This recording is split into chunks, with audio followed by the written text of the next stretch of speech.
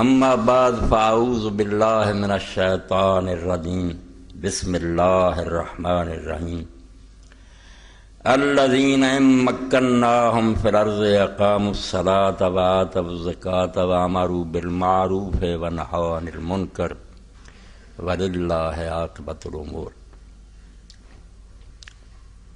سامعین کرام، خاتم النبیین سید الاولین والآخرین حضرت محمد رسول اللہ صلی اللہ علیہ وآلہ وسلم کا اصل کارنامہ کوئی آدمی معلوم کرنا چاہے تو وہ دین و دنیا کا اختلاط ہے، دونوں کو اکٹھا کر دینا۔ یہ وہ کام ہے تاریخ آدم میں جو اس سے پہلے بھی نہیں ہوا اور تھوڑی دیر بعد ہی مسلمان بھی اس کو چھوڑ بیٹھے کہ دین اور دنیا کو حضور نے اکٹھا کیا۔ از کلید دین در دنیا کشاد۔ پہلے ایسے گروہ موجود تھے جو اللہ کو راضی کرنے کے لیے جنگلوں میں چلے جاتے یا خانقاہوں میں بیٹھ جاتے، دنیا سے لا تعلق ہو جاتے۔ کچھ وہ تھے جو حکومت کرتے، منڈیوں میں خرید و فروخت کرتے، بال بچوں میں رہتے، مگر وہ دین سے لاپرواہ ہوتے۔ اللہ کے رسول علیہ السلام نے یہ ایک عجیب اور بالکل نادر کام کر کے دکھایا کہ دنیا میں پوری طرح منہمک ہو جاؤ، پوری طرح اس میں مصروف ہو جاؤ، مگر اللہ کو نہ بھولو۔ از کلید دین در دنیا کشاد، دین کی چابی سے حضور نے دنیا کے دروازے کھولے۔ ہم چوب بطنے میں گیتی نزاد، کائنات نے آپ جیسا کوئی نہیں جنا، جو کام آپ نے کیا نہیں کوئی کر سکا۔ یہ اتنی عجیب بات تھی انسانوں کے لیے کہ وہی حکمران ہو اور وہی وقت کا سب سے بڑا ولی ہو، اس میں ہی دونوں چیزیں جمع ہو، اقتدار بھی اس کے پاس ہو اور وہ دوسری طرف امت کا مرشد ہو، اس سے بڑھ کر کوئی رہبر اور مرشد نہ ہو۔ اسی لیے رسول اللہ کے بعد صلی اللہ علیہ وسلم اس کی بیعت کی جاتی تھی۔ اس وقت کسی مرشد اور پیر کی بیعت نہیں ہوتی تھی، خلیفہ وقت کی بیعت ہوتی تھی، کیونکہ خلیفہ میں بیک وقت حکومت اور دین اکٹھا ہوتا تھا۔ مگر بعد میں ہماری بدقسمتی کا آغاز ہوا، اور افسوس یہ ہے کہ وہ ظلم جو ہے اس کو اب تک نہیں لوگ سمجھ سکے۔ یہ شخصیات میں الجھ گئے، بات نہیں سمجھ سکے کہ کیسا خطرناک موڑ امت مڑ گئی جس کی وجہ سے وہ سارا کیا کرایا برباد ہو گیا۔ اللہ کے رسول نے دین دیا تھا، مذہب نہیں دیا تھا۔ یہ بات ذہن میں بٹھائیں کہ مذہب بہت بڑی گالی ہے۔ مذہب کا نام نہ قرآن میں آیا نہ حدیث میں۔ مذہب ہے ریلیجن اور دھرم، کہ عبادت خانوں میں جا کر اللہ کو یاد کرو، بھگوان کو سجدے کرو، کاروبار جیسے جی چاہے کرو۔ جیسے بڑے کاروباری لوگوں کے بارے میں آپ سنتے ہیں، وہ کہتے ہیں وہ میرا فرض ہے، یہ میرا کاروبار ہے۔ یہ دین و دنیا کو الگ کر لینا یہ مذہب ہے، دین و دنیا کی جدائی ہوئی۔ دین و دولت میں جس دم جدائی، ہوس کی امیری ہوس کی وزیر۔ یہ جو رو رہا ہے لوگ کہ مسلمان یہاں تک کیوں گر گئے، اس کا ایک ہی سبب ہے اور کوئی سبب نہیں۔ باقی سب اس سے پیدا ہوئے ہیں کہ نمازیں چھوٹ گئیں، زکوٰۃ دینے سے لوگ رک گئے، کرپشن ہو گئی، یہ سارے پھاڑ ہیں۔ بنیاد کیا ہے؟ ملوکیت، کہ حکمران ایسے بن گئے جو نماز روزہ کرتے رہے، کفر کا اعلان ہی انہوں نے کیا، مگر دین کو انہوں نے حکومت کی حد تک بے دخل کر دیا کہ یہ ہماری مرضی کی بات ہوگی، جو چیز چاہیں گے مانیں گے۔ حکومت میں دین کا کوئی دخل نہیں۔ رسول اللہ نے دین دیا تھا، قرآن دیکھ لیں، حدیث دیکھ، مذہب کہیں آیا ہی نہیں۔ مذہب تو ظلم ہے کہ لوگ زندگی کو دو خانوں میں تقسیم کر دیں کہ ادھر اللہ کی بات کریں اور ادھر اپنی مرضی کرتے رہیں۔ دین ہے کہ کسی جگہ بھی تم ہو اللہ کے احکام کی اطاعت۔ اور اللہ کے رسول علیہ السلام نے پہلے اعلان فرما دیا تھا کہ یغیر سنتی اول من یبدل سنتی رجل من بنی امیہ۔ یہ میرے اور آپ کی باتیں کرنے کی نہیں، نہ ان باتوں پر رونے کی بات ہے کہ حضرت معاویہ کا ذکر ہے فلاں کا۔ حقیقت کو سمجھنے کی بات ہے کہ دین ہم گم کر بیٹھے، مذہب رہ گیا ہمارے پاس، روبی سے اٹھتا جا رہا، حکمران اب ہمیں کارنر کر رہے ہیں۔ کل اگر آپ نے اخبارات دیکھیں اور عرفان صدیقی کا کالم پڑھا ہے تو اب اس کے بعد تو قیامت آنے میں کوئی کمی نہیں رہی کہ وہ ادارہ جو جنرل ضیاء الحق مرحوم نے اس لیے بنایا تھا اور پوری دنیا سے علماء وہاں جمع کیے کہ بچوں اور بچیوں کو دین سکھایا جائے، اسلامی یونیورسٹی، اس میں اب ایک عورت کو یورپ سے درآمد کیا ہے جو برائے نام مسلمان ہے، مگر اس نے تنظیم بنائی ہوئی ہم جنسی کی کہ مرد مرد سے کرے، عورت عورت سے کرے، باقاعدہ تنظیم ہے، لٹریچر، اور آتے ہی اس نے بچے بچیوں کو یہی سبق دینا شروع کر۔ عرفان صدیقی غریب نے کل اس پر کالم رکھا کہ بچیاں مجھے کہہ رہی ہیں کہ یہ سیکھنے کے لیے ماں باپ نے ہمیں بھیجا۔ اخیر ہو. یہ سارا فساد اس لیے ہے کہ حکومت اسلام سے آزاد ہو. کافر نہیں ہوئے یہ، نہ انہوں نے کلمہ چھوڑا، نہ چھوڑنا ہی ہے. حج کریں گے، عمرے کریں گے، یہ ہوتا رہا اس وقت بھی. اب بھی لوگ کہتے ہیں یزید امیر الحج ہوتا رہا. بس ظالمہ بات سمجھو ملوکیت کی کہ دین نہ رہا، مذہب بن گیا. اور یہ اتنی بڑی خرابی ہے. اسی کے نتیجہ میں ملائیت پیدا ہوئی، اسی کے نتیجہ میں پیر پیدا ہوئے، اسی کے نتیجہ میں جاگیردار، سرمایہ دار، جتنے بے ایمان پیدا ہوئے. جب دین سے یہ شعبہ آزاد ہو گیا کہ دنیا الگ ہے دین الگ، یہ اعجاز ہے ایک صحرا نشین کا کہ ہوں بشیری آئینہ دار نذیر. یہی تو معجزہ تھا نبیوں میں کا کہ وہی شخص دنیا کو دین پڑھا رہا تھا تبلیغ کا بڑا مبلغ، اور وہی نذیر ہوتا تھا. اس کے ہاتھ میں تلوار ہوتی تھی کہ اگر نہیں دین پر عمل کرو گے تو یہ نتیجہ ہوگا. اقتدار اور دین جب اکٹھے تھے، وہ تھا وہ نظام جو اللہ کے رسول نے دیا تھا، اس کو کہتے ہیں دین. جب حکومت الگ ہو گئی، یہ دین جو تھا اس کا مذہب بن کر گزارا کرو، مسجد اور مدرسوں میں رہو. اس کو علامہ اقبال رحمۃ اللہ علیہ فرماتے ہیں کہ جمال الدین افغانی کی زبان سے انہوں نے سمجھا کہ وہ روسیوں کو پیغام دے رہے ہیں کہ مسلمانوں کو نہ دیکھو یہ کیا کر رہے ہیں، اسلام کو دیکھو، اسلام اور ہے، مسلمانوں کا عمل اور ہے. یہ شروع سے انہوں نے کہا یہ تباہی ہو گئی ہے. خود پولیس میں کیسر و کسرا شکست. اس مسلمان نے ہی پہلے کیسر اور کسرا کا جو طلسم تھا اس کو توڑا، تخت توڑ دیے کہ دنیا میں کوئی کیسر نہیں ہوگا، کوئی کسرا نہیں ہوگا، سب خدا کے غلام ہیں، اللہ کی بندگی کرو. خود سرے تخت ملوکیت نشست، مگر خود ہی پھر اسی تخت ملوکیت پر آپ بیٹھ گیا، خود کیسر و کسرا بن گیا، تباہی کر دی دین.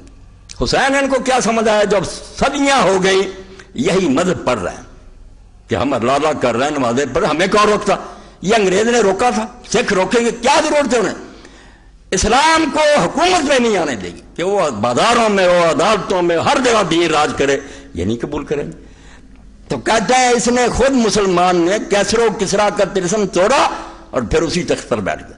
اور جو اللہ کے رسول علیہ السلام نے فرمایا تھا کہ سب سے پہلے میری سنت کو بنو امیہ کا ایک آدمی بدلے، اور وہ امیر معاویہ جنہوں نے اس سنت کو بدل دیا. یزید کو نہ روئیں آپ، جس دن یہ تخت پر بیٹھے اس دن سے بدقسمتی سے دور شروع ہو گیا، جس کو اللہ کے رسول نے فرمایا کہ میرے بعد 30 سال خلافت راشدہ ہے، پھر ملک عزوز ہے. ظالم بادشاہ کا آغاز حضرت معاویہ سے. اب اس پر روتے رہنا وہ بڑے ہیں فلاں، کیا ہے اس میں؟ اللہ کا رسول کہتا ہے کہ فاطمہ بنت محمد نے چوری کی ہوتی نہ اس کا ہاتھ کاٹ دیتا. کون سا دین کر لیا تم نے؟ یہ ملوکیت کا شاخسانہ کہ ملاؤں کے ذریعے پھیلایا گیا کہ صحابی پر تنقید نہ کر. کون دین کہتا ہے تنقید نہ کر؟ عمر رضی اللہ عنہ پر تنقید ہوتی ہے برسر ممبر کہ کہاں سے کشتا لیا. دین کا جو جوہر تھا اس کو برباد کرنا چاہتے ہو کہ ٹوکو نہ. بڑے آدمی جرم کریں تو انہیں معاف کر دو اور چھوٹوں کو پکڑتے پھرو. اسی سے تو پہلی امتیں برباد ہوئی. کوئی رعایت نہیں کسی کی، نہ یہ گالیاں ہیں نہ جنت دوزخ ہے. حقیقت کو سوچنا ہے کہ وہ نظام ختم ہو گیا. اور رسول اللہ نے کیوں دو لفظ بولے کہ پہلے جو 30 سال ہے وہ میری نبوت کے طریقہ پر حکومت ہے، پھر ظالم بادشاہ. پیغمبر کیوں کہتا؟ یہ کہتا وہ کافر ہو جائیں گے یہ نہیں. تو اس کو توڑا. کیسر و کسرا کے قسم خود کیسر و کسرا بن گئے، محالب بن گئے، ریشم بچ گیا، سونے چاندی کے برتن. یہ ابو داؤد شرح مسلم احمد دکھائے خود حضرت معاویہ کے دور میں ہو گیا. صحابہ کرام روئے کہ یہ حضور نے فرمایا یہ حرام نہیں کی چیز ہے.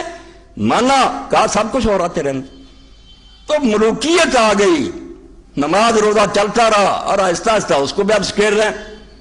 تا نحال سلطنت قوت گرفت، دین او نقصد ملوکیت گرفت. وہ کہہ رہے ہیں جمال الدین افغانی کہ روسیوں تم مسلمانوں کو دیکھ کر دین سے نہ بدن ہونا.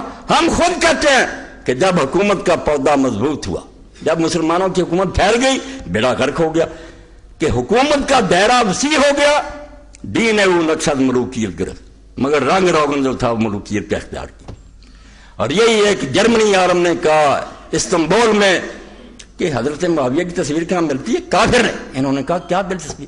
کہنے لگے ان کے مجسمے بنا کر سویڈن میں، ناروے میں، بیلجیم میں، انگلینڈ میں، ہر ملک میں ہم اپنے چوکوں میں لگائیں گے. اس کا تو احسان ہی بڑا ہم پر. تو اہل حدیث عالم نے کہا علامہ رشید کیا احسان؟ اس نے کہا اگر ابو بکر عمر کا زمانہ دیکھ لیتے لوگ، یہاں سب اسلام کے جھنڈے ہوتے، یہ ملک بچتے ہی نہ، عیسائیوں کے نہ رہتے ہی. مگر جب انہوں نے دیکھا کہ صرف نام بدلتے ہیں یہ لوگ، نظام تو وہی ہے.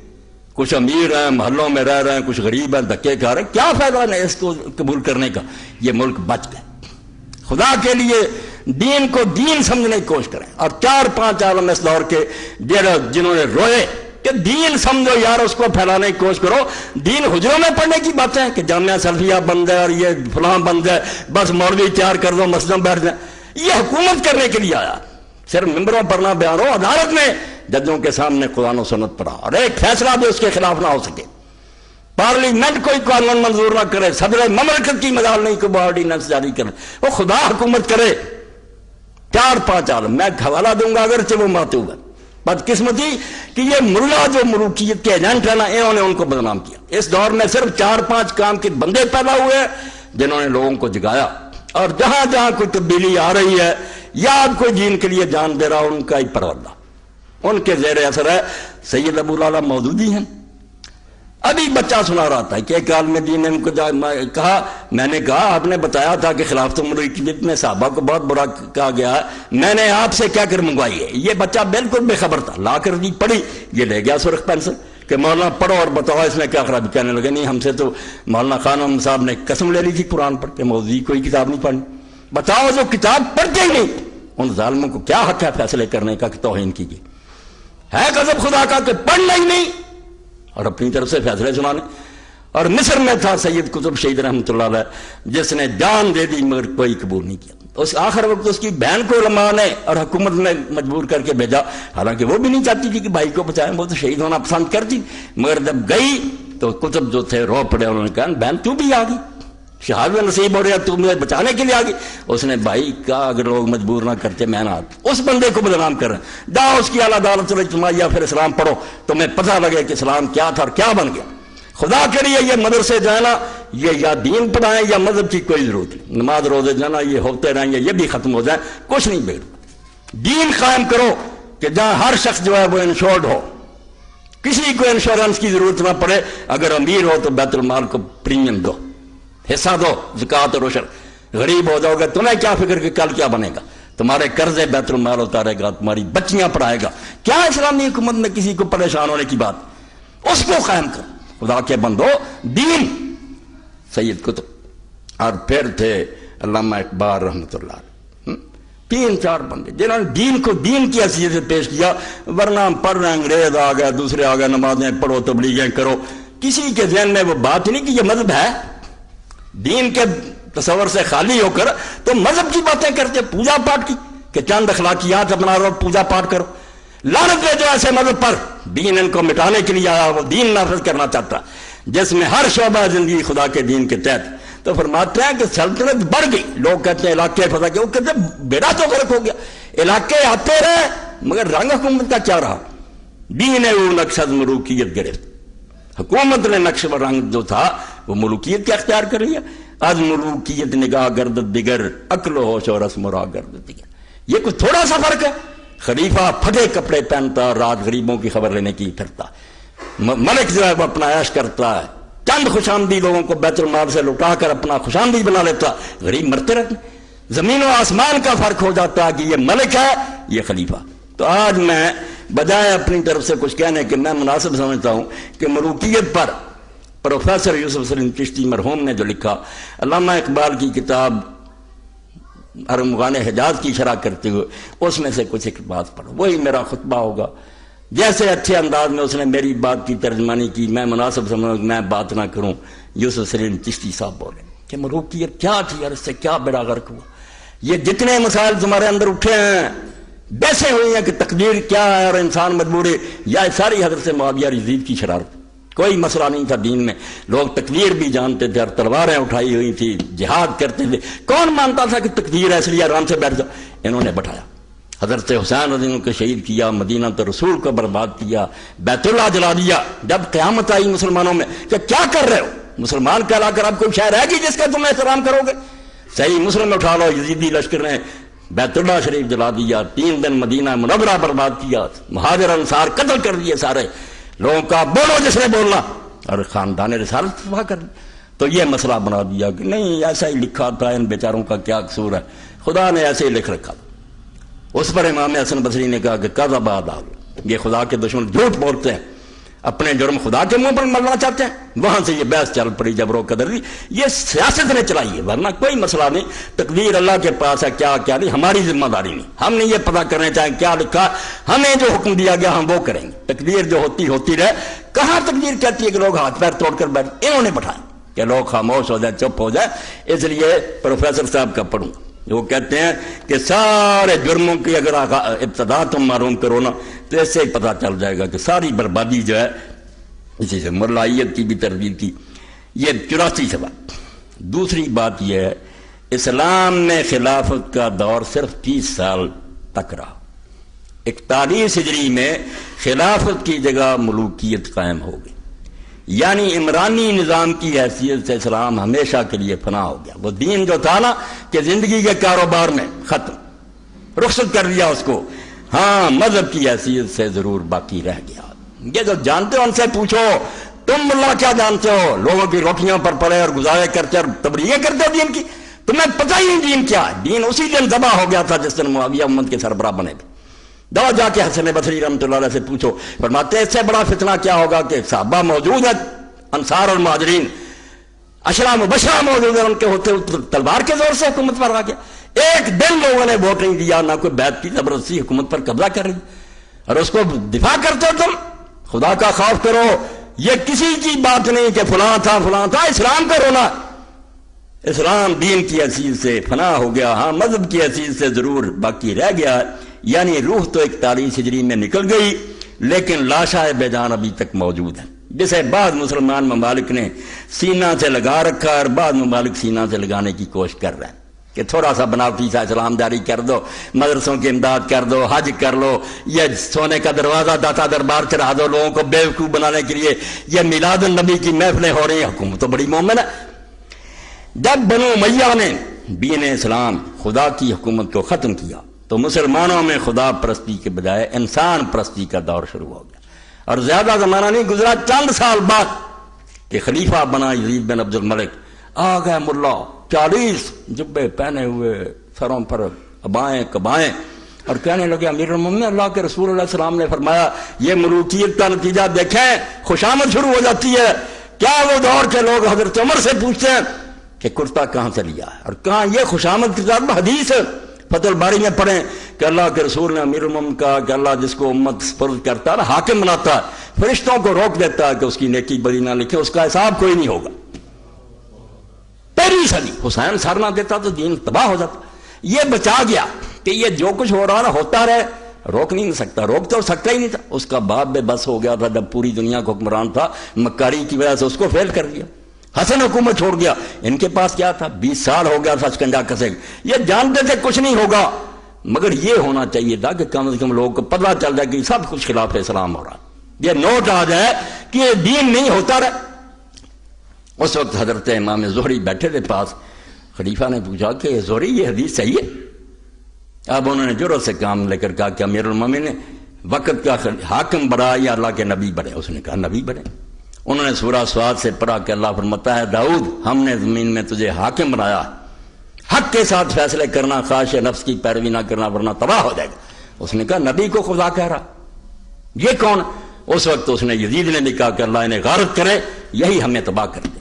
تو ایسا ہوتا ہے، خوش آمدی اٹھ کھڑے ہوتے ہیں، حدیثیں گھڑی جاتی ہیں، لوگ انعام پاتے ہیں. یہ جتنی رسمیں اب دین میں چل رہی ہیں، اب میلاد النبی کا پڑھ رہے، میں ویسے نہیں کرتا، صرف توجہ دلاتا ہوں کہ حکمران دین کا کیا حلیہ بناتے. بریلوی حضرات ہیں، دیوبندی ہیں، اہل حدیث ہیں، شیعہ، سب جانتے ہیں کہ 604 ہجری تک دنیا میں میلاد النبی کے نام پر کچھ نہیں ہوتا تھا. کہیں نہ کوئی محفل ہوتی تھی، نہ کوئی دن مناتا تھا، نہ کسی کو یہ پتا تھا. 604 ہجری میں الملک المظفر شاہ اربل عراق کا حکمران تھا. اس نے دیکھا کہ ادھر عیسائی فوجیں بیٹھی ہیں، مقابلہ شروع تھا.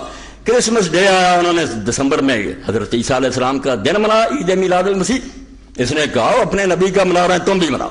ابن دہیہ عالم کو بلا لیا، حلوے پک گئے، بکرے ذبح ہو گئے، مرغ ذبح، ہزاروں بکرا. اب لوگوں نے کھایا، ناچنے والے ناچے بھی، اس میں بھی خود بادشاہ بھی ناچا، رقص کیا اس نے. اور بعد میں اس کو ابن دہیہ کو خلعت دیا، پیسے دیے، چل پڑا. آگے سے آگے بڑھتے جلوس شروع ہو گئے. تو حکمران ہوتے ہیں لوگوں کو بیوقوف بنانے والے کہ کچھ ایسی رسمیں کرتے رہو کہ خوش رہیں. کہ یار ان سے زیادہ محب رسول کون؟ اصل دین کا نام نہ لے دیتا، حدود اللہ کو ختم کرو، نافذ نہ ہونے دو۔ جب بنو امیہ نے دین اسلام یعنی خدا کی حکومت کو ختم کیا، دین اسلام کیا؟ خدا کی حکومت، وہاں انسان نہیں حکومت کرتا، نام ہوتا ہے کہ فلاں بیٹھا فلاں کچھ نہیں، فقیری میں بھی امیری میں بھی وہ اللہ والے تھے غیور اتنے، بظاہر کہتے ہیں کہ حضرت عمر حکمران، کیا حکمران؟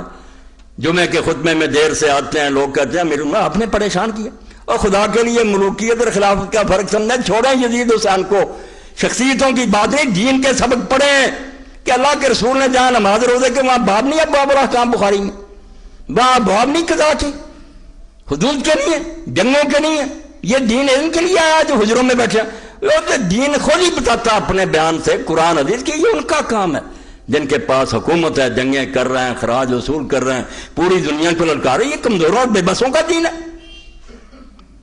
تو حضرت عمر رضی اللہ عنہ سے لوگ کہتے ہیں آپ نے تنگ کیا ہمیں، اتنی دیر ہو گئی خطبہ کری نہیں آئے۔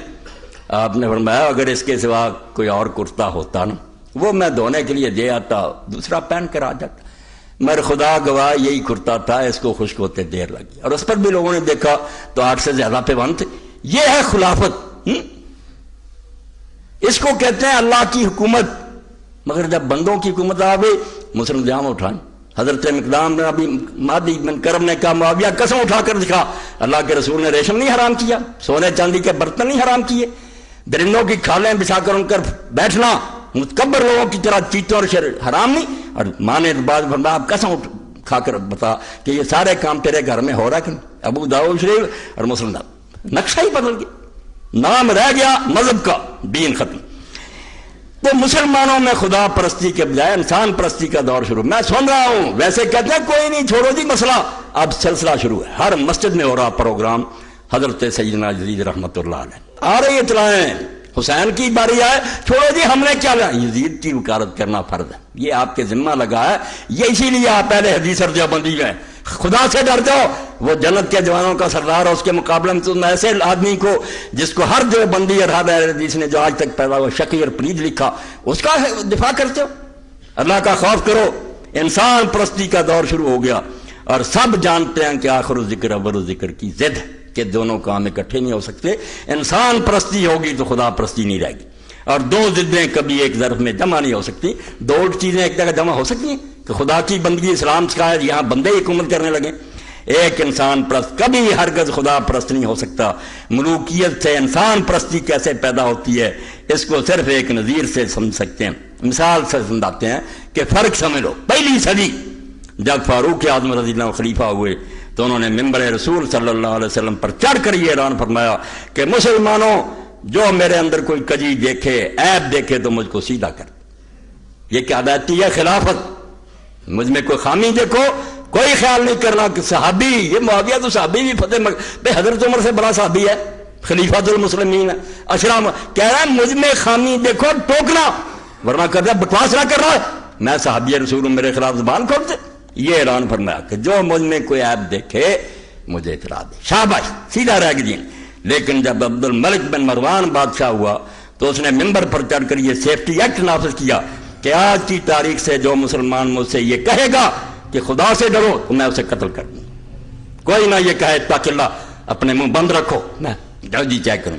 اس تنبیہ کا نتیجہ خاطر خواہ برآمد ہوا، بنو امیہ اور بنو عباس کی مسلسل کوششوں سے دنیا اسلام میں کوئی ایسا شخص باقی نہ رہا جو کسی بادشاہ سے یہ غیر اسلامی فکرہ کہہ سکتا، غیر اسلامی، اوپر انہوں نے لگا دیا ہے نقطے کہ یہ غیر اسلامی بن گیا کہ اللہ سے ڈرو، کوئی نہ کہہ سکا، خاموش کر دی زبانیں، فقہا بھی ڈر گئے، علماء بھی ڈر گئے۔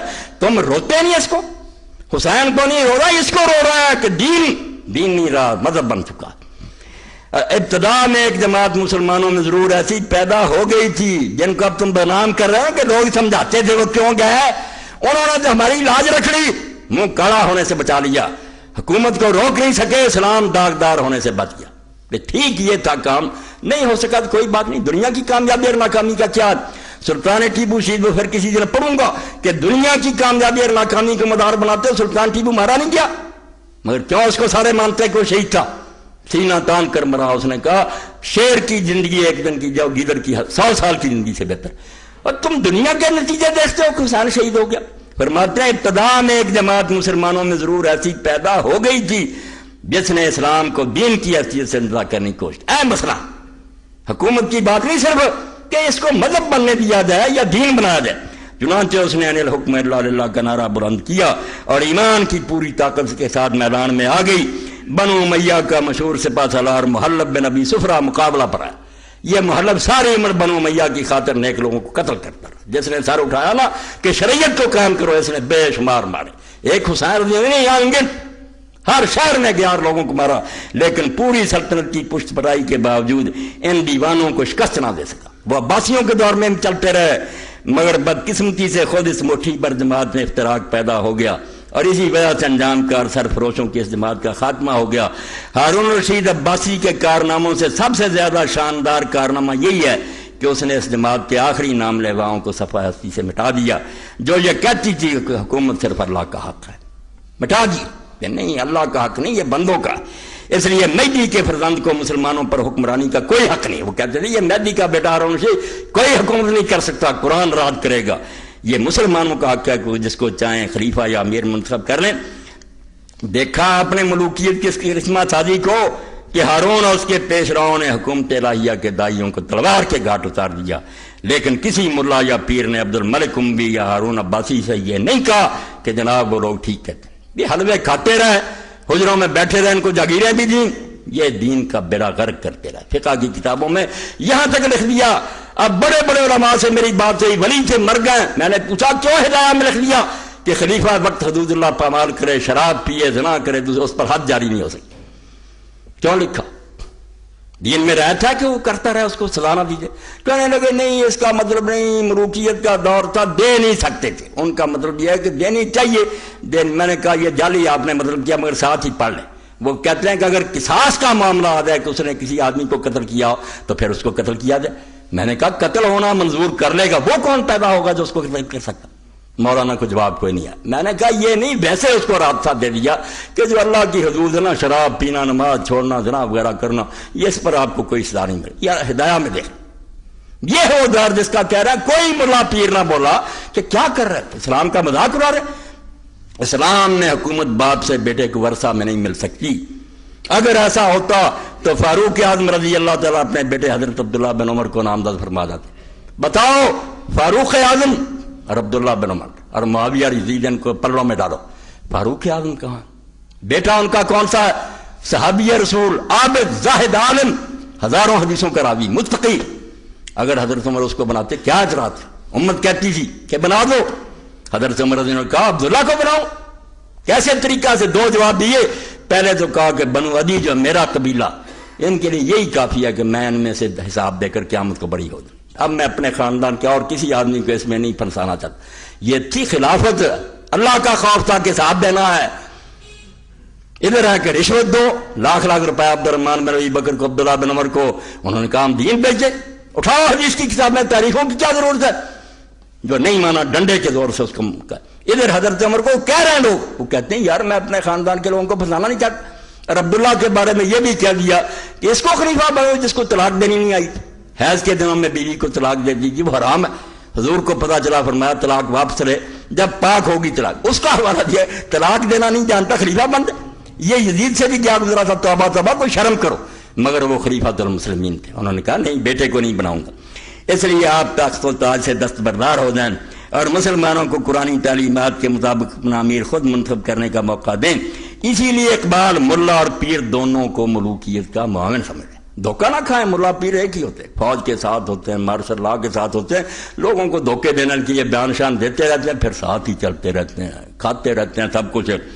یہ سچ ہے کہ بنو امیہ اور بنو عباس کے دور حکومت میں بعض علماء نے ملوکیت کے خلاف صدائے احتجاج بلند کی, لیکن بادشاہ نے طاقت کے زور سے ان حق پرستوں کو اسی طرح ختم کر دیا جس طرح انگریزوں نے 1857 کے بعد ہندوستان کے حق پرست علماء کو ختم کر دیا. انگریزی دور آیا, جو بڑے علماء تھے جو کہتے تھے کیوں کافر کی حکومت قبول کریں, یا پھانسیوں پر لٹکا دیا گیا یا 20 سال کے لیے جزائر انڈمان بھیج دیے, کالے پانی میں مر گئے, باقی آرام سے ساتھ مل گئے, وہ نے قبول کر لی. اس دور میں بھی حضرت حسن کی اولاد سے اٹھے عبداللہ المیز کے بیٹے محمد نفس کیا، ابراہیم نفس رضیہ، امام ابو حنیفہ مالک نے ساتھ دیا۔ امام صاحب نے فتویٰ دیا کہ 50 نفلی حج کرنے سے بہتر ہے کہ ان کا ساتھ دیں، اس ظالم مسلمان بادشاہ کے تختہ الٹو۔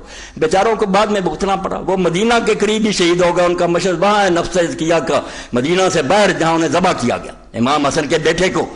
مگر امام ابو حنیفہ مالک کی شامت آ گئی کہ تم نے کیوں ساتھ دیا؟ ان سے زیادہ کچھ دونوں اماموں سے جانتا تھا، اسی لیے علی میاں سید ابو الحسن ندوی تبلیغی جماعت کی روح رواں لکھتے ہیں کہ مالک اور ابو حنیفہ کی رائے کو کیسے نظر انداز کر دیا جائے۔ یہ ابو احمد اور شافعی تو پیدا ہی بعد میں وہ جب ڈنڈا مسلط ہو گیا تھا، اگر یہ فتوے دے گا کہ ظالم حاکم کے خلاف نہ اٹھو تو یہ کیا فتوے؟ جو پہلے امام وہ کیا کہتے تھے؟ وہ امام حسین کے ساتھ یہ کلمہ گو نہیں دیکھنا بگڑا ہوا تختہ الٹ، مگر بیچارے کچل دیے۔ میری رائے یہ ہے کہ بحیثیت مسلمان قوم زندہ ہے، مسلمانوں کے زوال کا باعث صرف ملوکیت ہے جو 41 ہجری میں رائج ہو گئی، اور مختلف عناصر اور متعدد عوامل کی بدولت مسلمانوں کی زندگی کا مدار علیہ بن گئی، چلی آ رہی، بس وہ کام چلتا آ رہا، رکا نہیں، بند نہیں ہوا۔ آگے پڑھوں گا، پھر فرماتے ہیں کہ یہ جو تقدیر وغیرہ کے مسئلے چل پڑے، کہاں تھے یہ مسئلے؟ دین کا تھا 220 صفحہ۔ واضح ہو کہ تقدیر کا یہ غلط مفہوم مسلمانوں میں ملوکیت کی وجہ سے پیدا ہوا۔ آیتیں پہلے بھی پڑھتے تھے، حدیثیں پڑھتے تھے، بلکہ تقدیر سے مسلمان دلیر تھا کہ جو ہونا ہو کر رہے گا، ڈرنے گھبرانے کی بات محنت نہیں چھوڑ دی تھی۔ جیسے اقبال ایک جگہ کہتے ہیں نا، میں نے پیر رومی سے پوچھا، وہ سوال جب اپنے ذہن میں ہے نا، رومی سے مثنوی سے جواب لے دیتے کہ یہ مسئلہ جبر و قدر کیا؟ انہوں نے کہا اقبال پر کعبے کو بھی ملے ہیں، پر باز کو بھی ملے ہیں۔ کوا ان سے اڑ کر مردار کی طرف گیا، باز ان سے اڑ کر جا کر بادشاہ کے ہاتھ پر بیٹھ گیا۔ مسئلہ ایک ہی ہے، گئے گزرے مسلمان کاہل ہو گئے کہ جب سب کچھ ہونا ہی ہونا تو بیٹھ جاؤ۔ مسلمان جو تھے دلیر ہو گئے کہ چھلانگ لگاؤ، مرنا تو مر جائیں گے، نہیں مرنا نا کچھ نہیں بنے گا۔ ان کو تقدیر نے شہباز کی طرح دلیر کیا تھا، ان کو کووں کی طرح سست کر دیا۔ مگر یہ مطلب اس دور میں جاری ہوا، واضح ہو کہ تقدیر کا یہ غلط مفہوم مسلمانوں میں ملوکیت کی وجہ سے پیدا ہوا۔ جب بنو امیہ نے بندگان خدا کو اپنا غلام بنایا اور قرآن حکیم کے ہر قانون کی بے حرمتی بلکہ خلاف ورزی کو شعار زندگی قرار دیا، تو جن مسلمانوں نے ان کے اس غیر اسلامی طرز عمل کے خلاف صدائے احتجاج بلند کی، ان بادشاہوں نے علماء سو کی وساطت سے یہ نقطہ ان کے دماغ میں جاگزین کر دیا کہ بنو امیہ بے خطا ہیں، جو کچھ کرتا خدا۔ مولویوں سے میں لینا کہ سناؤ کیا کرتے ہو، حکومت کے خلاف اٹھتے ہو؟ بھائی اللہ کی طرف سے ہوتا ہو، اس کی مشیت یہی ہے کہ بنو امیہ ہم پر حکمران ہو، اللہ ہی چاہتا، قل اللہم مالک الملک، وہ بادشاہ دیتا۔ اندازہ کرو وہی قرآن ظالموں کی حمایت میں استعمال ہو گیا۔ جب کبھی اسی کو پڑھ کر لوگ اٹھتے نا کہ بادشاہ اگر ان کو دیا کیسے ہو، کس طرح اللہ نے دیا، ہم اٹھیں گے ہماری مدد کرے گا، ان سے چھین لیں گے، وہ یہ مانا لیتے تھے۔ انہوں نے کہا نہیں، جس کو مل گئی ہے وہ فرعون ہے یا نمرود ہے، وہی ٹھیک ہے۔ بے شک اس وقت اسلام پر بہت برا وقت آن پڑا۔ یہ بھی مولوی کہتے کہ لوگ کہنا یار تم کیا وکالت کر رہے، اتنا ظلم ہو رہا، ساتھ ہی یہ بھی کہتے سنانے کے لیے بے شک اس وقت اسلام پر بہت برا وقت آن پڑا ہے، لیکن ہم کیا کر سکتے ہیں، انسان تو مجبور ہے۔ اس میں بھی خدا کی کوئی مسلط ہوگی کہ اس نے ان ظالموں کو ہم پر مسلط کر دیا۔ جیسے آج کل ہمارے بہت سے دینی بھائی وہ کہتے ہیں حضور نے فرمایا جیسے تم ہو گئے ویسے حاکم ہو گئے، ہمیں سلانے کے لیے حضور کا نام استعمال ہو رہا کہ حکمرانوں کو اگر کوئی برا کہتے نا، نہیں جیسے تم ہو گئے ویسے، بھئی ان کا قصور نہیں، جیسے ہم سے ویسے، بالکل جھوٹ بول رہے۔ یہ حضور نے بالکل نہیں فرمایا، جھوٹی بات ہے، مومنوں پر بھی کبھی ظالم مسلط ہو جاتے ہیں۔ اس میں بھی خدا کی کوئی مسلط ہوگی کہ اس نے ان ظالموں کو ہم پر مسلط کر دیا۔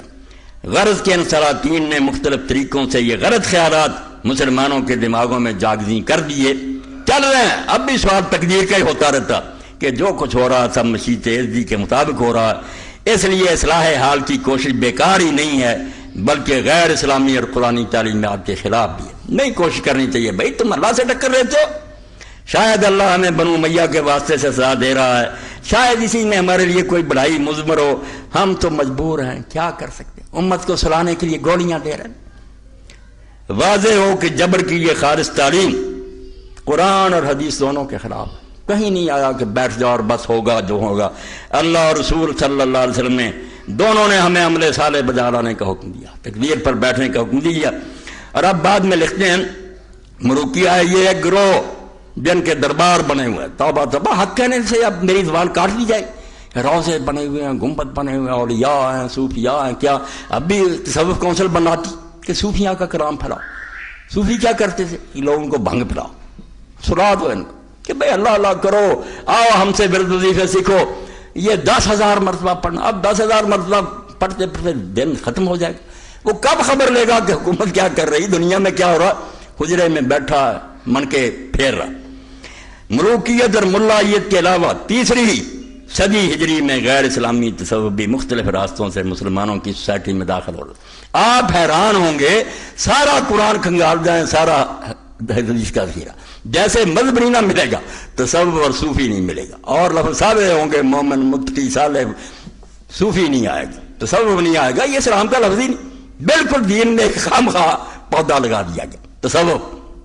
اور پہلا صوفی بھی آپ حیران ہوں گے ابو ہاشم بنی امیہ میں سے تھا، اور پہلی خانقاہ جو تھانوی صاحب رحمۃ اللہ علیہ فرمائے رمضان نے کہا فلسطین میں انہوں نے بنائی، خانقاہوں میں گھس گئے۔ فقیراتوں بمسجد صف کشیدہ، خدا کے لیے ان خطبوں کو حسینی دین کی بات سن کر نہ سنائیں، اللہ کے واسطے محرم میں مجھ سے یہ دین کا جو ہے نا نوحہ سن لیا گیا کہ دین کیا تھا اور کس طرح مذہب بن گیا۔ فقیراتوں بمسجد صف کشیدہ، جب فقیر تھے مسلمان مسجد میں صف باندھتے تھے، نماز گرے بان شہنشاہ حاضری، نماز اتنی قوت دیتی تھی انہیں، قرآن سن کر نکلتے تھے کہ اٹھ دو تخت ان کے، وہ جا کر بادشاہوں کے گریبان پکڑ لیتے تھے، تختوں سے اتار کر ادھر پھینک دیے۔ ولے چون دل میں آنے سینہ افسرد مسلمانہ بدرگاہ خدیرن، جب دل سینے میں سو گئے مردہ ہو گئے، مسلمان خانقاہوں میں گھس گئے۔ حضر اس فقر و درویشی سے جس نے مسلمان کو سکھا دی سر بدیری، فرماتے ہیں لعنت بھیجے اس فقیری اور درویشی پر جس نے مسلمانوں کو یہ سکھا دیا کہ جو کافر آ جائے اس کے سامنے سر جھکا دو، اور بدماشوں کے سامنے جھکنا سکھایا، غیرت چھین لی۔ غیر اسلامی تصوف بھی مختلف راستوں سے مسلمانوں کی سوسائٹی میں داخل ہو رہا تھا۔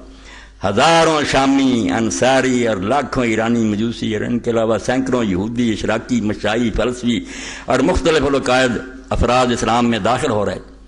یہ لوگ رہبانیت اور ترک دنیا کے تصورات اپنے ساتھ لائے، جن مذہبوں سے آئے تھے وہاں یہی تھا کہ پوجا پاٹ اللہ کی کرتے رہو، باقی دندے کرنے دو حکومتوں کو۔ اور انہوں نے مصر، شام، عراق، خصوصاً کوفہ، بصرہ اور بغداد میں وہی خانقاہی نظام قائم کر دیا جو ان کے مذاہب میں مروج تھا۔ جب ہماری تفاسیر میں اسرائیلی اور غیر اسلامی روایات داخل ہوگی، وہ کہتے ہیں خانقاہوں کو کیا روئے، جب قرآن کی تفسیر اور حاشیوں میں بڑھا دی روایتیں اسرائیلیوں کی، تو ہمارا تصور کس طرح غیر اسلامی اثرات سے محفوظ رہ سکتا تھا۔ مختصر یہ کہ سلاطین، علماء سار، صوفیاء سار، ان تینوں کی متفقہ کوششوں کا نتیجہ یہ نکلا کہ عمل سے فارغ ہوا مومن بنا کے تقدیر کا بہانہ، عمل سے فارغ ہوا مسلمان بنا کے تقدیر کا بہانہ، آرام سے بیٹھ گیا، بھائی اللہ کی تقدیر میں ایسے تھا، انگریز آ گئے، ہندو آ گئے، کیا کریں۔ واضح ہو کہ تقدیر کا یہ مفہوم جس کی روح سے مسلمان تارک الدنیا اور تارک العمل پیدا ہو جاتا ہے، ابلیس کا پیدا کرنا، یہ دین نے نہیں سکھایا، ابلیس کا۔ چنانچہ وہ خود اعتراف کرتا ہے میں نے ناداروں کو سکھایا سبق تقدیر کا۔ ابلیس اپنے چیلوں میں کہتا ہے کہ یہ غریبوں کو جو سبق ہے نا، اور تمہاری قسمت میں غریبی لکھی تھی، کیوں کرتے ہو امیروں سے ناراضگی، یعنی اس لیے کہ اٹھ کر ان سے چھین نہ لیں، اپنا حصہ نہ چھین لیں۔ اور دین تو کہتا ہے، جیسے ابن حزم کہتے ہیں کہ اگر کوئی غریب بھوکا مر گیا اور اس نے بستی کے لوگوں سے مال نہ چھینا اور نہ کھایا، وہ خودکشی کا مرتکب ہوگا، قیامت کے دن جہنم میں جائے گا کہ تیرا حق تھا، ان کے مالوں میں دکان توڑ دیتا، ان کے بینک لوٹ لیتا، اپنا حق لیتا، زیادہ نہ لیتا، اپنا حق لیتا۔ دین کے فتوے اور اس پر لکھا علامہ احمد شاکر نے کہ یار روسیوں کو بھی یہ نہ سوجا جو امام ابن حزم کو سوجا کہ اسلام کیا، اسلام کہتا لوگ بھوکے مرے، اپنا حق وہ دے رہے ہیں، ٹھیک ہے، نہیں سے ان سے چھین لو۔ تو فرماتے ہیں کہ ابلیس کہتا ہے میں نے ناداروں کو سکھایا سبق تقدیر کا۔ اسلام تو سراسر عمل کا پیغام ہے، اور عمل صالح کا دوسرا نام جہاد فی سبیل اللہ ہے، اور سرکار دو عالم کی 23 سالہ زندگی عمل صالح اور جہاد فی سبیل اللہ کی زندہ تصویر اور قرآنی تعلیمات کی جیتی جاگتی تصویر۔ یہاں عمل کرو کرو کرو، ہاتھ توڑ کر بیٹھنے کا نام کوئی نہیں، یہ سارا کچھ ان کا اپنا ہی فساد اور ساری شرارت۔ خلاصہ کلام یہ ہے، یہ 229 ہوا کہ اگر مسلمان دوبارہ سربلندی کے طالب ہے، نسخہ سن لو، صرف تلواریں لے کر کافروں کو نہ مارتے پھرو، اس سے جانیں دے دو گے، شہید ہو جاؤ، کیا بنے گا؟ نظام کی تبلیغ کے لیے لمبا منصوبہ چاہیے، خود اپنے ملکوں میں ذہن بدلو، لوگوں کو سید قطب اور مودودی اور اقبال پڑھاؤ تاکہ لوگوں کو پتہ چلے کہ غلبہ اسلام کے لیے کیسے کوشش کرنی. پہلے خود تو مسلمان بنو, اس کے لیے تمہارے اندر جذبہ پیدا, پھر یہ کوششیں ہوگی. خلاصہ کلام یہ ہے کہ اگر مسلمان دوبارہ سربلندی کے طالب ہیں تو سب سے پہلے صحیح علم حاصل کریں. یہ پہل ہے, عمل بعد میں ہوتا. علم اب کیا ہے کہ ہم لوگوں کا علم حاصل کرو. کسی مولوی کے پاس جاتا ہے, وہ ترجمہ دیتا, ترجمہ جو ہے رس پہ حاج کے ثابت راوی روایتیں, وہ کیا پڑھے گا؟ کسی کا ترجمہ دے گا, اوپر وہی جھوٹے قصے ہیں کہ داؤد علیہ السلام نے بیوی چھین لی تھی, سلیمان علیہ السلام کی کرسی کے نیچے جادو دبایا ہوا تھا. وہ کافر ہو جائے گا. قرآن سے کیا ملے گا؟ پہلے دین صاف کرو. ایسے علماء ڈھونڈو جو یہ خرافات کو رد کر کے صحیح بچوں کو دین دے کہ قرآن اصل میں کیا. یہ حاشیہ اور تفسیریں پڑھاؤ گے, بے ایمان کرنا ان کو. جگہ جگہ انسان فلاں پیغمبر نے یہ کام کر لیا, یہ غلط ہے چیزیں. صحیح علم, اور صحیح علم یہ ہے کہ اللہ تعالیٰ نے مسلمان کو دنیا میں اپنا خلیفہ بنایا. نقطے کی بات, پہلا سبق کہ تو غلامی کرنے کے لیے نہیں آیا, حکومت کرنے کے لیے آیا. اور خلیفہ وہ ہے جو اللہ کے سوا کسی کے سامنے سر تسلیم خم نہ کرے, بلکہ اس میں اتنی طاقت ہو کہ وہ ساری دنیا کو اللہ کے قانون کے سامنے سر جھکانے پر مجبور کر دے. بنو امیہ اور بنو عباس نے اسی صحیح علم کو دنیا سے مٹا دیا, اور اس کی غیر قرآنی تصورات جن کی تفصیل کا یہ موقع نہیں ہے, علماء سو کے ذریعہ سے اور تلوار کے زور سے اور دولت کے لالچ سے مسلمانوں میں رائج کر لیے. اس لیے مسلمانوں کا پہلا فرض یہ ہے کہ وہ قرآن مجید کا مطالعہ کریں.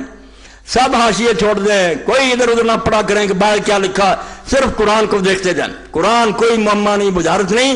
یہ ان جعلی لوگوں نے بنایا کہ 14 علم پڑھے تو پڑھے, لوگوں کو فضائل اعمال سناتے ہیں, قرآن نہیں پڑھ رہے. نو عالموں کا بھائی بدوؤں کے لیے قرآن پڑھوں کے لیے, وہ سمجھ گئے, تم سمجھ نہیں دے. جانتے ہیں کہ اگر پڑھ لیا تو قرآن تو صاف ہے, ہر بات واضح ہو جائے گی تاکہ انہیں صحیح علم حاصل ہو سکے. اس کے بعد وہ اپنے مقصد حیات میں ضرور کامیاب ہو جائیں گے. اقبال نے اسی نقطہ کو یوں بیان کیا ہے, پس نخستیں بادشت تطہیر فکر. مسلمان کو پہلے چاہیے کہ اپنا دماغ صاف کرے, جو غلط خیالات پیدا ہو گئے ان کو دور کرے, صحیح علم قرآن کا حاصل کرے. بعد ازیں آسان شود تعمیر فکر. جب یہ گندگی دماغ سے نکل جائے گی پھر فکر کی تعمیر ہو جائے گی, پھر صحیح خیالات خود ہی آ جائیں گے قرآن و حدیث کے. یہ میں نے نمونے کے طور پر کچھ مقامات پڑھ دیے, ورنہ یہ پوری کتاب اس قابل ہے کہ ارمغان حجاز کا یہ ترجمہ اور تشریح آپ پروفیسر یوسف سلیم چشتی رحمۃ اللہ علیہ کی پڑھیں, روتا رہا کہ 41 ہجری جب آئی حضرت معاویہ, اس کے بعد کہاں اسلام؟ وہ دین ہی جو اللہ کے رسول نے دیا تھا ختم. اور سب سے زیادہ محتاط لوگ یہاں بیٹھے ہوں گے کئی تبلیغ, ابو الحسن ندوی سے زیادہ کوئی صحابہ کو جانتا تھا؟ اس نے صاف لکھا دعوت عظیم میں کہ خلفائے راشدین کے بعد جو لوگ آئے انہوں نے تھوڑے دنوں میں رسول اللہ کا قرضہ بے باک کر دیا. جو حضور دے کر گئے تھے سب کو مریا میٹ کر دیا.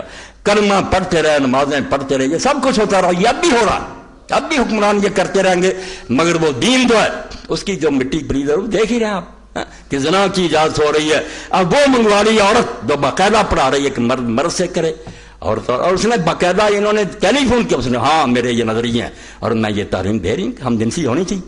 اب اس سے بڑی قیامت اسلام پر کیا آئی؟ مگر یہ لوگ کہتے ہیں ہم عمرہ نہیں کرتے, کعبے کی چھت پر نہیں چڑھے. یہ مکاری اس دور سے شروع ہوا ہے کہ ظاہری کچھ ایسے مراسم اور چیزیں کرتے رہو جس سے امت بیوقوف بنی رہے. آ بتاؤں تجھ کو رمز آیا ان الملوک, سلطنت اقوام عالم کی ہے کہ جادوگری. یہ حکومت کرنا مذاق نہیں, جادوگر ہوتا حکمران. خواب سے بیدار ہوتا ہے ذرا محکوم, اگر پھر سلا دیتی ہے اس کو حکمران کی سائری. کوئی نیا کام شروع ہو جاتا ہے اور یہ کھیل تماشے بھی شروع ہو جاتے. کبھی کوئی منایا جا رہا دم کہ لوگ بچے بچیاں ان کاموں میں لگے رہیں, ان کو یہ سوجے ہی نہ کہ ملک کی کیا حالت ہو رہی ہے, کیا بربادی ہو رہی ہے.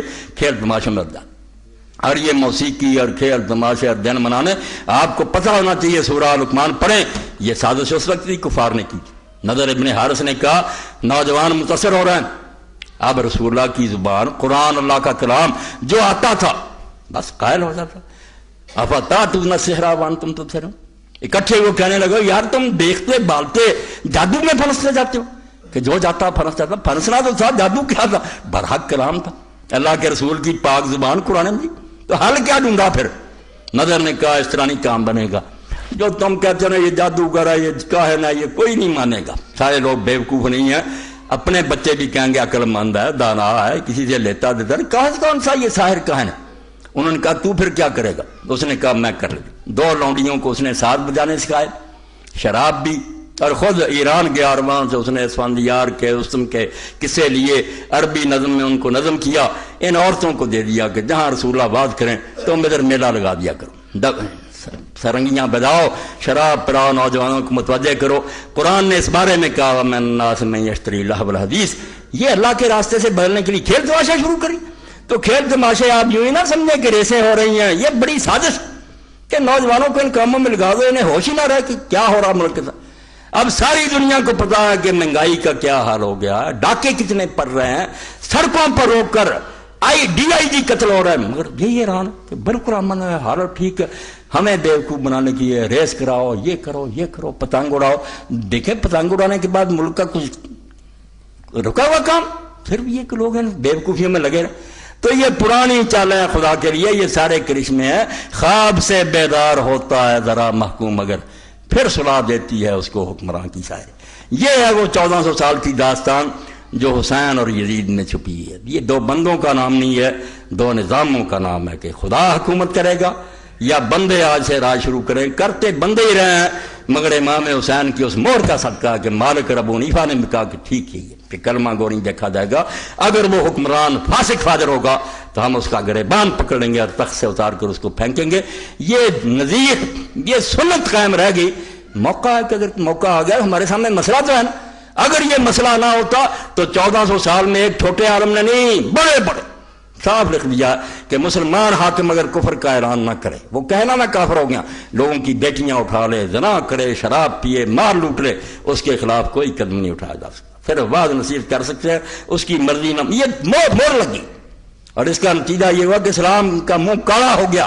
حسین نے بتایا، علامہ جو صدر ایوب تھے انہوں نے اپنے زمانے میں کروکنگ کیا، یہ قدر معلوم ہوگی حسین کی، واقعہ سن لو۔ 126 اسکالر بلوائے، مسلمان بھی آئے، غیر مسلم بھی آئے، پڑھے لکھے، مصر شام کے، سعودیہ کے بھی تھے، پاکستان ہندوستان کے بھی۔ اب ایک مستشرقہ عورت تھی بہت پڑھی لکھی، یقین جانے ہمیں قرآن و حدیث کا اتنا علم نہیں جنا ان کافروں کو، بالکل ایک چیز اور کنگال چھوڑی ہے، جو ابھی تک مخطوطے ہیں چھپی نہیں کی، وہ بھی انہوں نے پڑھی، لے گئے مسلمان ملکوں سے لوٹ کر۔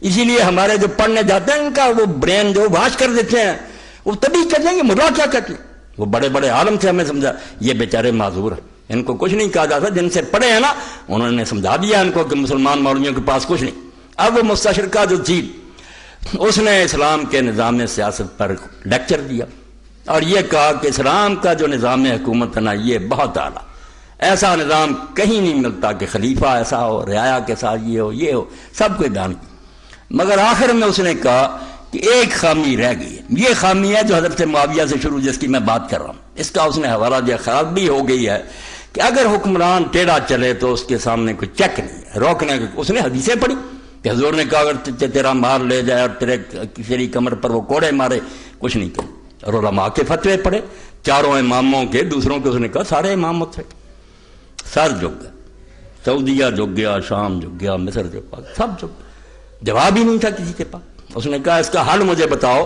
کہ اس کی مہربانی ہے وہ ٹھیک چلتا رہے، اگر وہ غلط چلے کلمے کا انکار نہ کرو، بتاؤ دین میں اس کا کیا علاج ہے، اگر رعایا اٹھے گی اس کو ہٹانے کے لیے وہ دوزخی ہو جائیں گے، یہ باغی ہو جائیں گے، جہنمی ہوں گے، خلیفے کو رعایت کوئی جواب نہیں آیا۔ تو اس وقت سید مودودی رحمۃ اللہ علیہ کو موقع ملا تو انہوں نے فرمایا کہ میری بہن نے جو کچھ کہا نا ٹھیک، جمہور یہی کہتے ہیں اور صدیوں سے یہ کہہ رہے ہیں، مگر یہ دین کا مسئلہ نہیں ہے، دین نہیں تھا، یہ نظریہ ضرور تھا کہ جب مار پڑی، مارے گئے، بہت سارے لوگوں کے سر کٹ گئے، بیچارے بے بس ہو کر یہ کہنے لگے دین نہیں۔ مولانا نے پھر پڑھی کوئی حدیثیں بھی اور خاص طور پر حضرت امام حسین رضی کا حوالہ دیا اور ساتھ ہی امام مالک ابو حنیفہ کا حوالہ دیا کہ وہ اتنے بڑے امام اہل سنت کے، انہوں نے باقاعدہ ساتھ دیا حضرت زید کا، تو بات بن گئی، بالکل سارے جو تھے ٹھنڈے ہو گئے، وہ بھی مطمئن ہو، مگر مولوی بات نہیں آئی، یہ ایجنٹ تھے نا مروکیز کے، بعد میں انہوں نے خط و کتابیں شروع کر دی، وہ ساری چھپی ہے تفہیمات کی ایک جلد میں انہوں نے لکھا کہ امام حسین کا تو کام غلط تھا، ٹھیک ہے انہوں نے اجتہاد کیا، اللہ انہیں اجر دے، مگر ان کا اقدام غلط تھا، انہیں کوئی حق نہیں تھا، یزید شراب پیتا، زنا کرتا، جو فاسق فاجر ہی تھا اس کے خلاف نہیں اٹھنا چاہیے۔ اور امام ابو حنیفہ کے بارے میں کہا کہ یہ شروع میں ان کے تھے خیالات، بعد میں وہی بات آ گئے تھے، اب حنفی مسلک یہی ہے کہ خلیفہ ظالم ہو، فاسق فاجر ہو، ذرا نتیجہ دیکھ لے خدا کے لیے کہاں دین پہنچا کہ کچھ نہیں کر سکتے، میری بیٹی اٹھا کر لے جائے، دنیا قتل کر دے، مال لوٹ لے، کچھ نہیں کیا جا سکتا، یہ انہوں نے کہا، مولانا نے کہا یار میں نے لے دے کر یہ باتیں ڈھونڈی تھی اور اس وقت اسلام کو بچایا تھا، اب تم کہتے ہو حسین جھوٹا تھا، ابو حنیفہ واپس آ گئے، تو سوال کا جواب تو دو نا۔ اس نے جو مستحکار کافرہ نے کہا ہے اس کا کوئی پھر جواب بھی ہے یا باقی وہ ٹھیک کہتی ہے کہ یہ غلطی رہ گئی دین میں؟ اس پر انہوں نے ختم کر دیا کہ میرے جواب اگر غلط ہیں تو پھر کوئی جواب نکال کر دو۔ مگر شکر ہے کہ سید ابو الحسن علی ندوی رحمۃ اللہ علیہ نے کہا نہیں وہی ٹھیک تھا جو حسین نے کیا اور جو نفس زکیہ نے کیا۔ کوئی دین نہیں کہتا کہ ظالم حاکموں کے سامنے سر جھکاؤ، موقع دیکھنا چاہیے کہ کوئی طاقت بنتی ہے، تختہ الٹا جاتا ہے الٹو، کوئی روکتا نہیں۔ اور یہاں حاشیے میں لکھتے ہیں وہ تاریخ داد کہ ابو حنیفہ اور مالک سے بڑا اہل سنت کا امام کون پیدا ہوگا، کون ان کے فتوے کو رد کر سکتا؟ تو یہ ساری برکت آپ دیکھ رہے، آپ کربلا کو رو رہے ہیں کہ صرف یہ ہوا، سمجھنے کی کوشش نہیں کرتے کہ موڑ کیسا آیا جہاں حسین رضی اللہ عنہ کے احتجاجی رائے نے بچا لیا کہ میں سر کٹا دوں گا مگر یہ لکھ دوں گا کہ یہ کچھ ہو رہا ہے۔ یہ مسلمانوں کا کام ہے، کرتے رہیں، دین نہیں ہے، یہ اللہ رسول کا طریقہ نہیں ہے، بچ گیا۔ اور اسی لیے میں کہتا ہوں، چیلنج کرتا ہوں کہ کوئی عالم اسلام خواہ وہ اہل حدیث ہو یا دیوبندی دکھائے مجھے فقہ کی کوئی کتاب جہاں حوالہ دیا جاتا ہو کہ یزید نے یہ فیصلہ کیا تھا یا امیر معاویہ نے، اس لیے یہ دین میں حکم کوئی مثال نہیں دیتا۔ لوگوں نے سمجھ لیا کہ بے شک یہ کتنے اچھے تھے، یعنی یہ مسلمان حکمران اسلامی طریقے کے نہیں۔ جہاں حوالہ ہوگا حضرت ابوبکر کی سنت ہوگی، عمر کی ہوگی، عثمان علی کی، لوگ پاگل ہیں۔ ساری امت کا اجماع کہ وہ ہے خلافت راشدہ، صحیح نظام حکومت، یہ حکومت ہے، مسلمانوں کی ہے، ملک بھی فتح کی ہے۔ مگر اگر اسی کو معیار بنایا جائے کہ علاقے بڑے فتح کیے، مسئلے بڑی، تو آپ ذرا دیکھیں کہ ہلاکو خان اور چنگیز خان اور سکندر انہوں نے تھوڑی دنیا فتح کی ہے۔ اسلام کی نظر میں خدا کے لیے کہتے ہیں علی کے زمانے میں کچھ چپا پر اور نہیں ہوئی، رہنے دو، لعنت بھیجو چپا پر زمین پر، جو ہے تمہارے قدم میں وہاں اسلام چل رہا۔ ہمیں یہ چاہیے کہ نظام اسلامی ہے۔ اور یقین جانیں ان لوگوں کی جنگیں اور فتوحات ہیں، آپ تو فخر سے بیان کرتے ہیں کیونکہ نیشنلزم آ گیا، قومیت، کہ مسلمان قوم کے لوگ تھے، اسلام نہیں ذہن میں کہ اسلام کی نظر میں ان کی چڑھائیاں جرم ہے۔ ہندوستان پر بھی حملے، کیوں حملے ہوئے؟ جب تم نے یہاں اسلام نہیں چلانا کیوں لوگوں کا مال لوٹتے پھرتے، خزانے لوٹتے اور غدری لے جاتے ہو؟ یہ اسلام ہے؟ اسلام کہتا کہ جو علاقہ ہاتھ میں آئے تھوڑا یا زیادہ وہاں نظام اسلامی قائم کرو، خلافت اسلامیہ ہو، ورنہ یہ تو لوٹ ماری ہوئی، زمین میں فساد ہوا، خلق خدا کو تنگ کرنا ہوا۔ اسی لیے خلفاء کی جنگیں جو ہیں وہ رسول اللہ کی جنگوں کا تتمہ ہے، جیسے حضور کے جہاد ہیں وہ جنگیں، بعد کی جنگیں دنیا داری کی جنگیں، ملک فتح کیے، علاقے چھینے، محل بنایا، عیش کیا، دینی نافذ کی، خوبصورت لوڑیاں لے گئے، ان سے عیاشیاں کرتے رہے، ایک ایک وقت میں کئی ہزار عورت محل میں جمع، اور وقت آیا کہ مغل عید میں محمد شاہ رنگیلا محل پر چڑھتا تو ادھر بھی نوجوان لڑکی کھڑی، ادھر بھی پستان ننگے ہیں، اس کو بھی پکڑتا جاتا ہے، اس کو ہر سیڑھی پر دونوں کے پستان پکڑتا جاتا ہے، بوسے لیتا جاتا ہے۔ آخر خلافت اسلامیہ کا حشر یہ ہوا، مسلمانوں کی حکومت اتنی نامراد برباد ہوگی۔ توبہ کرو، مسلمان بادشاہوں کی حمایت نہ کرو، خلفاء کی کرو جو حضور نے بتایا، اور خلافت 30 سال ہے، بعد میں بادشاہ ہے، اپنا موج میلہ کرتے رہے، خلافت نہیں۔ اور دیکھیں امت کیسی ذہین ہے، اللہ نے عقل دی ہے، تھوڑی جا بعد عمر بن عبدالعزیز ہے، وہ نہیں مروان کا پوتا، بنو امیہ سے، کیوں ساری دنیا اس کو کہتی ہے کہ وہ خلیفہ راشد ہے، اس کے 2.5 سال جو ہیں پھر وہ خلافت ہے جو اللہ کے رسول کا طریقہ ہے۔ اور لوگوں نے بھی دیکھ لیا کہ اس کو عمر ثانی کہنے لگے کہ یار پہلا عمر دوبارہ زندہ ہوگا، انصاف، سب کے ساتھ برابری، ساری خلق خیریت سے رہ رہی ہے۔ تو ہم کسی کو پوچھتے نہیں کہ فلاں شخصی فلاں، بندے کے کرتوت دیکھتے۔ عمر بن عبدالعزیز کو امت خلیفہ گنتی ہے، حضرت معاویہ کو نہیں گنتی۔ یا میرے پاس کوئی کتاب جائے نے خلیفہ راشد لکھا، عمر بن عبدالعزیز کو مانتے، عادل تھا، متقی تھا، زاہد تھا، دین کے مطابق کام کیا۔ اب بھی یہی تمنا ہے، یہی آرزو اور مسلمانوں کے ساتھ مرنا چاہیے تبلیغی جماعت اسرار صاحب کی، اگر خلافت اسلامیہ کے لیے کوشش کریں گے، نماز روزے کے ذریعے ادھر لے جاؤ۔ میں نہیں یہ کہتا کہ نماز روزے، بھائی نماز روزے سے آغاز کر کے ادھر لے جاؤ نا، آخری ٹارگیٹ کا حکومت لانی ہے اسلامی۔ اگر یہ سامنے نہیں تو یہ سارا دھندا بیکار ہے، ہندوؤں جیسی پوجا پاٹ ہے، دین نہیں ہے۔ دین ہے نام غلبہ اور اقتدار کا، اسی میں بلائی ہے انسانیت کی کہ ہوں ایک جنیدی اور اردشیری۔ جنید کو بھی لوگ جانتے ہیں وہ سب تھا ولی تھا، اور اردشیر کو جانتے ہیں کہ سب سے بڑا زبردست بادشاہ تھا۔ کہتے ہیں اقبال انسان اس وقت سکھ پائیں گے جب ایک ہی آدمی جنید بھی ہوگا اور وہی اردشیر ہوگا، حکومت بھی اس کی اتنی کہ امریکہ کانپے گا اور دوسری طرف وہ ولی ہوگا جناب. یہ بندہ تخت پر آئے گا نا پھر وہ خلافت اسلامیہ ہوگی اور حضور کا دور جو دوبارہ روشن اور چمکے گا. ورنہ ظالم عیش کرتے رہیں گے, ہمیں کچل کر رکھیں گے, یہ نماز روزے کی تبلیغ کرتے رہیں گے. وآخر دعوانا الحمدللہ رب العالمین وصلی اللہ تعالی علی خیر خلق محمد وآلہ وصحبہ اجمعین.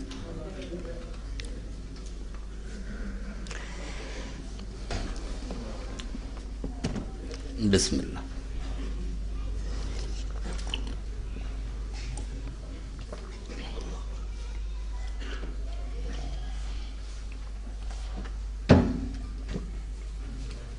الحمدللہ.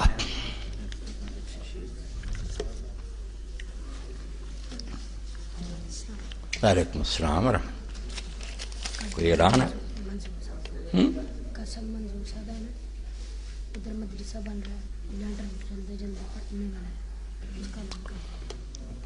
الحمدللہ وسلام علی عبادہ الذین اصطفیٰ. یہ بچے نے یاد دلا دیا. یہ قاری منظور صاحب آئے تھے, 2 جمعے گزرے تو ان سے وعدہ کیا تھا جڑا والا روڈ پر ان کا نا مدرسہ اور وہاں مسجد بن رہی ہے, تو اس کے لیے انہوں نے کہا تھا کہ میرے لیے اپیل کرنا. تو آج کا دن جو ہے نا پھر انہیں کے لیے اللہ تعالیٰ مہربانی فرمائے, کرم کرے تو مدد کر دو. بالکل مدد کرنی چاہیے. جو بھی دینی کام ہو رہا اس کے لیے جو ہو سکے کر دینا چاہیے. اللہ فضل فرمائے. آج کے دن جو کچھ بھی جمع ہوگا نا وہ قاری صاحب کو دے دیا جائے.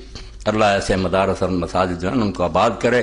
یس گئے گزرے زمانے میں تھوڑی بہت روشنی باقی ہے. کوشش تو ہو رہی ہے کہ یہ چراغ بھی بجھ جائیں, مگر اللہ حفاظت کرے. اور یہ بچے نے جو رسالہ دیا نا نشور, اس میں بھی ایک مضمون آیا. اس کے آخری جو ہے نا اشعار اس نے اللہ کے بندے نے لکھے, بہت اچھے ہیں. مضمون کس نے لکھا؟ یہ ملک محبوب عالم بھٹا صاحب کا مضمون. تو لکھتے ہیں, اور آج بھی جب تاریخ کا ایک طالب علم تاریخ کے نتائج پر غور کرتا تو یہ کہے بغیر نہیں رہ سکتا. یہ بادشاہ پرست اور انسان پرست نہیں سمجھیں گے کربلا کو. ان کے لیے یہ فلاں پر اعتراض آتا, فلاں پر یہی روتے رہیں گے, بات نہیں سمجھنے کی کوشش کریں گے. واہ حسین اب تک گل افشاں ہے تیری ہمت کا باغ, آندھیوں سے لڑ رہا ہے آج بھی تیرا چراغ.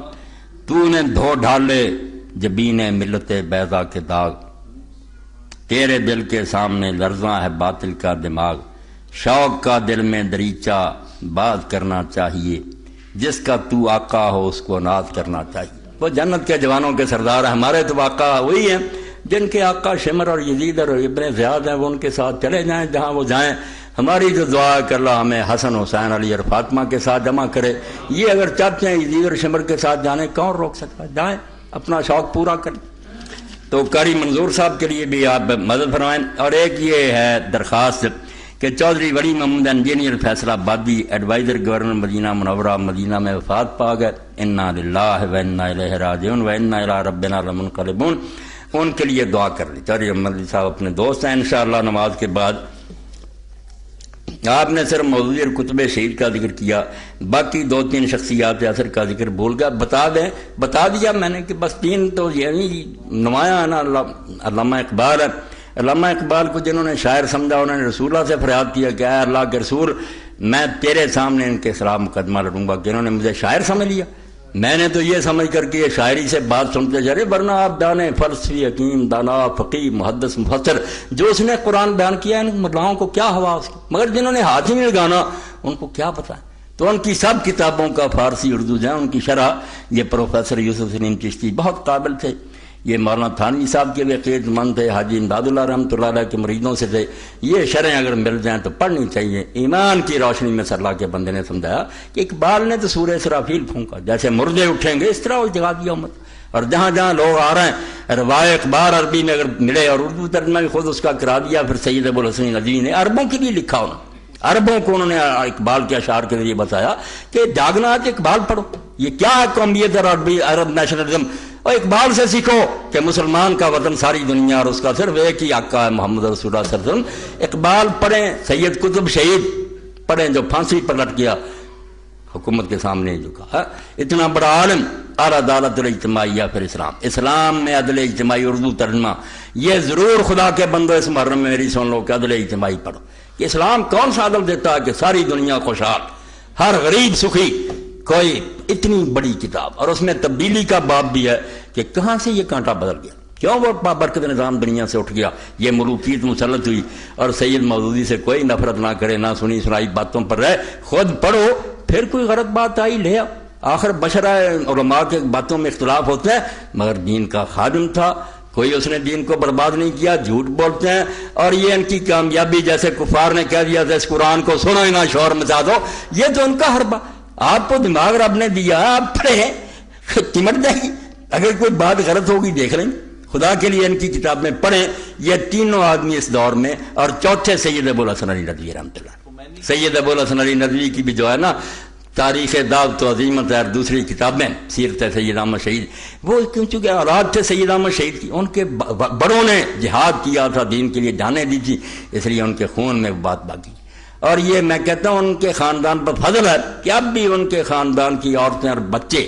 سب عالم ہیں، حافظ قرآن ہیں، بڑا بڑا دینی کام کر رہے ہیں، الباس علیہ السلامی اور دوسرے سارے ان کے بھانجے بھتیجے، یعنی سید احمد رحمۃ اللہ علیہ کا فیض اب بھی جاری، اس لیے ان کی بھی بے قدری نہیں کرنی کہ وہ تبلیغی جماعت میں تھے تو پھر کوئی بات نہیں، جہاں بھی دین کی خدمت کرتا، مگر ان کا ذہن کلیئر تھا، وہ ہمیشہ دعائی دیتے تھے کہ ایسا دین جس میں حکومت کا ذکر نہیں، وہ کوئی بات نہیں، اس کا کوئی فائدہ نہیں۔ اکبر الہ آبادی کی زبان میں سن لینا چاہیے، نہ ہو مذہب میں گر زور حکومت، نچوڑ ہے میرے خطبے کا کہ اگر حکومت کے ساتھ، حکومت جو ہے نا دین کے ساتھ وہ نہیں، مسئلے رہ گئے مولویوں کے پاس، نہ ہو مذہب میں گر زور حقیقت، تو وہ کیا ہے؟ فقط ایک فلسفہ ہے، خیالی باتیں ہیں، ان کا نتیجہ کچھ نہیں ہوگا۔ جب اسلام ہوگا اور ساتھ ہی خلیفہ ہوگا، قرآن کے ساتھ تلوار، تو پھر صرف وعد نہیں ہوں گے، امیر المومنین عمر رضی اللہ عنہ کا ڈنڈا بھی ہوگا، دنیا سیدھی ہو جائے۔ ایسا نہ ہو تو ہے کار کلیمی بے بنیاد، اقبال کہتے ہیں اگر لاٹھی نہ ہوتی موسیٰ علیہ السلام کے پاس تو نبوت پھیر ہی تھی، مسئلے کرتے رہے، فرعون مانتا تھا، جب ایسا پھنکار سانپ بنا کہ بندہ بندے کا پتر کھا جائے گا اسی ہاتھ جوڑ کے، اس لیے ایسا چاہیے، ایسے کہ بغیر بات نہیں، تبلیغی بائی بے صرف لائے، نماز روزے سے شروع کر کے لوگوں کو متوجہ کرے کہ آخری ٹارگٹ وہ ہے کہ دین کا غلبہ ہو، اور دوسری تنظیمیں آپس میں اتفاق کریں، اتحاد کریں، مخالفت نہ کریں۔ اب وقت ہے، اب میرا لیکچر انشاءاللہ عصر کے بعد ہو رہا ہے اتحاد امت، ڈاکٹر حضرات نے بلایا، وہاں یہ بیان کر دوں گا کہ یہ گروہ جو ہے نا سارے ہمارے بھائی ہیں مسلم، خدا کے لیے وہ سن لیں، کوئی کافر نہیں، یہ جتنے گروہ ایک دوسرے کو بم مار رہے ہیں یہ سب بے وقوف ہیں، کوئی ان میں نہ کافر ہے نہ کچھ نہیں، یہ خطبہ وہاں ہوگا انشاءاللہ 4 بھائی۔ تحریک اسلامی کا اجتماع پرسوں بروز اتوار مرخہ 4:30 وقت 9:30 بجے شروع ہوگا، جیسے 15 روزہ ہوتا ہے اجتماع، 15 روزہ اجتماع ہوگا 9:30 بجے شروع، آ جائے پی ایم میں ہاؤس جو ہے نا جناح کالونی میں، وہاں وہ ڈاکٹر حضرات کی تنظیم ہے نا، تو 4 بجے انشاءاللہ یہاں سے چلے جائیں گے، وہاں وہ نماز اثر پڑھ کے پھر شروع کر دیں گے، سوال جواب بھی ہوں، لوگ پوچھیں گے۔ اس وقت جو ہے نا بڑا مسئلہ وہ یہی ہے کہ لوگوں کو سمجھایا جائے کہ یہ جتنے بھی فرقے ہیں نا، میں ڈنکے کی چوٹ کہتا ہوں، جیسے امام ابوالحسن اشعری نے ساری عمر مناظرے کر کے آخری کہا کہ میری یہ وصیت لکھ لو کہ یہ شیعہ اور یہ خارجی اور یہ ناسبی اور یہ بریلوی، یہ دیوبندی سب مومن، ان میں سے کوئی کلمہ کو کافر نہیں، یہ میرا عقیدہ ایمان، میں کہتا ہوں میرے جنازے کے ساتھ بھی اعلان کر دیا کہ کفر نام کی ان میں کوئی بات نہیں۔ کفر ہے کہ کوئی آدمی کہے میں نہیں مانتا کون ہے محمد، کہا ہے کہ اس کو کفر کہتے ہیں انکار۔ اگر وہ قرآن سر پر رکھتا ہے، حضور کے نام پر انگوٹھے چومتا ہے، وہ تو مجھ سے زیادہ دیوانہ، اگر اس کی بات غلط ہے تو بے خبری ہے میرے خیال میں کہ وہ سمجھ نہیں سکا، اس کو جہالت ناواقفی کہنا چاہیے، کفر نام کی کوئی شے نہیں۔ کوئی ایسا مسلمان ملے گا کہ آپ کہیں ایت سن، اور آپ یہ فرق دیکھ بھی رہے ہیں، کسی عیسائی ہندو کے سامنے ہم قرآن رکھتے پہلے اس کو منوائیں گے رسول اللہ سچا، بعد میں قرآن کی بات، یہ کیوں گروہ ایک دوسرے کو قرآن سناتے؟ پتہ انہیں بھی ہے کہ یہ سب مومن ہیں، قرآن کو مانتے ہیں، رسول اللہ کو اسی لیے حوالے دیتے، تو خدا کے لیے یہ تکفیر چھوڑ دیں، مسائل بے شک کریں، بتائیں کہ میرے خیال میں یہ صحیح ہے یہ غلط ہے، کوئی بات نہیں، مگر تکفیر جو جرم ہے، کلمہ گو کو کافر کہنا ہے، اس سے کہنے والا کافر ہو جائے۔ اللہم صلی علی محمد النبی الامی وعلی آلہ وصحبہ وبارک وسلم۔ اللہم اغفر للمؤمنین والمؤمنات والمسلمین والمسلمات الاحیاء منهم والاموات، تابع اللہم بیننا وبینہم بالخیرات انک مجیب الدعوات انک علی کل شیء قدیر۔ اللہم انصر الاسلام والمسلمین واخذل الکفرۃ والمشرکین، ربنا افرغ علینا صبرا وثبت اقدامنا وانصرنا علی القوم الکافرین، وصلی اللہ تعالی علی خیر خلقہ سیدنا مولانا محمد وآلہ وصحبہ اجمعین۔